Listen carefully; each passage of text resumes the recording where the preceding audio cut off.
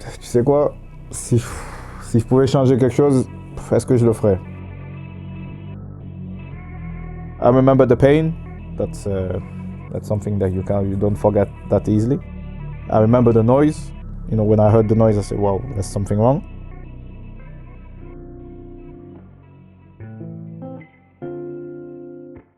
My parents divorced. I was 2.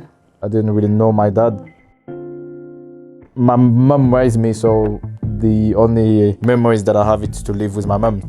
My childhood was, really good. We had a lot of fun. Not much money and much, luxury in our love, but the house was full of joy and love.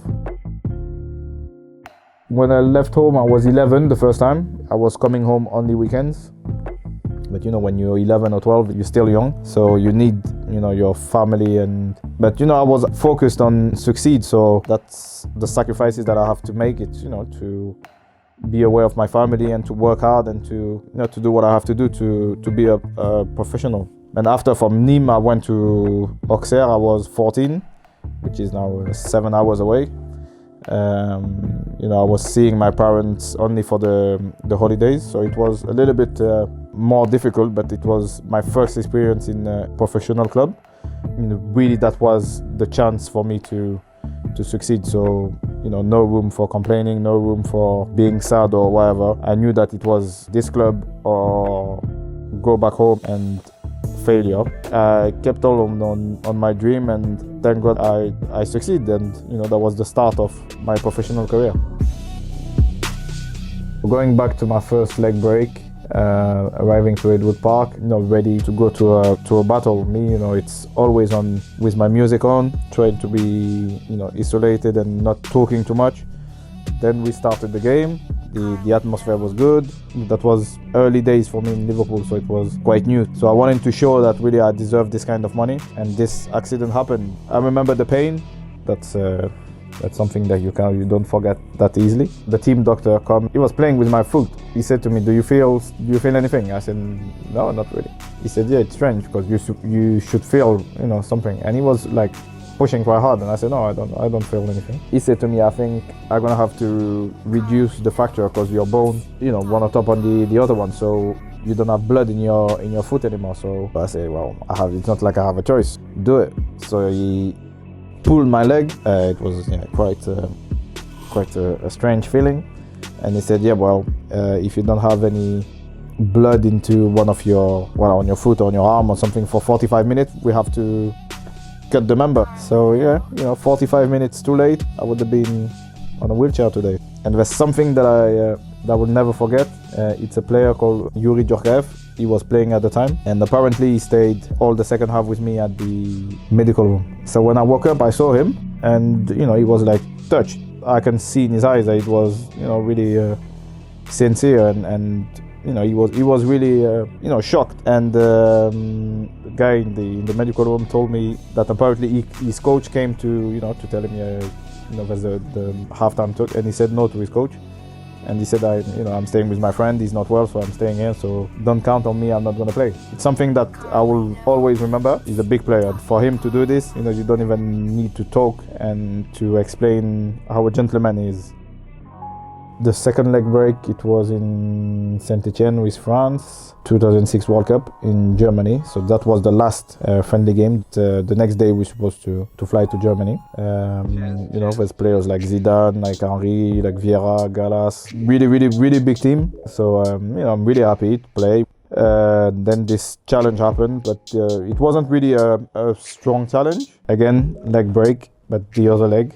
I don't know why it happened to me twice. I'm quite strong and I know what I want, so I managed to come back twice and come back twice in national team after this. No trophies and things like this. Yeah, it's good, but sometimes it's what you do as a human that's more important. And to come back twice, I think it worth all the trophies.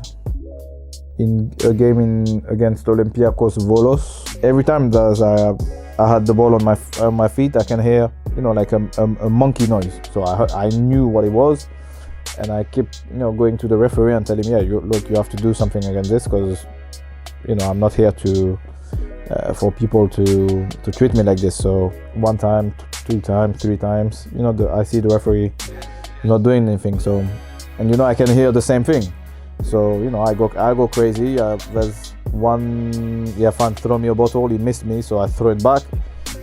One player came. We had a fight, and I decided to leave the pitch and to go back to the dressing room. So the referee stopped the game. The president of the club came to apologize. It never happens. It's a small part of the fans. Blah blah blah. I don't accept this kind of thing. So I'm not gonna stay here on the pitch and for the fans to take the piss off me. So I said no. So I had to leave, and I think they had a little trouble with the league. But that was the first thing, and the one in Krasnodar, it was one stupid fan who tried to be funny and do the same thing, the monkey noise. So I go shower, I go at the bus, and I see this guy. I see the guy just here, and he continue, talking shit. And so I try to keep my cool, and so I go back on the bus, and he do the same thing. So I went back down, and what happened. Racism things, sometimes it's not easy to deal with. But lucky enough, I didn't have many in my life. It's not a way to deal with things, but when it's too much, it's too much, and that's it. But I played 17 years in high level. I had 2 little situations like this. I think it's not too bad. I divorced not long ago. It's a hard situation, but when you know what you want, you know where you want to go. I don't say it's easy, but it affects you, a little bit. But it didn't make me play bad football. For me, there's no excuses. There's your private life. Then when you work, you have to put all this on the side. Be focused on your football. I moved to Bastia. I find a new partner. We had a baby, so it's everything is really good for me now in life. There's nothing I would change. I think I made the right choices at the right time. In Liverpool, if I don't break my leg, maybe my career would be different. And if I don't break my leg at the World Cup, maybe I could have helped France to win the World Cup. You don't know. But this is football. It's not me who choose to get injured. I make my choices. Sometimes it went well, sometimes it went wrong. But I assume I'm a man. I accept. I wouldn't change anything.